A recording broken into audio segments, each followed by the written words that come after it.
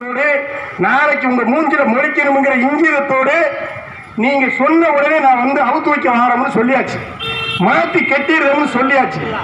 சொல்லி அரை மணி நேரத்துக்குள்ள அங்கங்க கொடி அவுத்து போட்டுக்கு போறீங்க. எவருக்கு அதிகாரம் கொடுத்தா உங்களுக்கு எங்க கொடியை தொடுவதற்கு? உங்களுக்கு என்ன யோக்கியம் இருக்கு?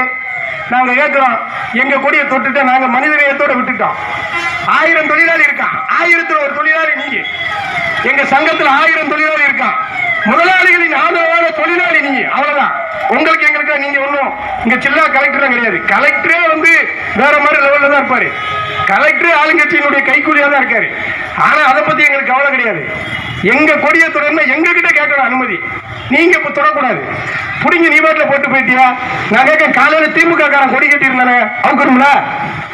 திமுக காரன் கொடி கட்டி அவுக்கணும்ல? காவல்துறைக்கு அந்த திமிரு வரணும்ல? எங்க கிட்ட பேசுங்க. நைட்டு ஒரு போலீஸ் நைட்டு பந்தோபஸ்துக்கு நிக்காரு, தண்ணியை போட்டுட்டு சீரட்டை அடிச்சுக்கிட்டு ஏய் ஓயின்னு பேசிக்கிட்டு, எங்க தோழர் ஒரு 60 வயசுல ஒரு தோழர் ஒரு தொழிலாளி நாங்க போய் நின்றுட்டு ஏய் ஓயின்னு பேசிக்கிட்டு இருக்காரு. அவர் சொல்றாரு, கர்நாடகாவில் நான் வீரப்பட பிடிக்க போனோம், ஆளையும் பிடிப்போம் ஆளையும் கொல்லுவோம்.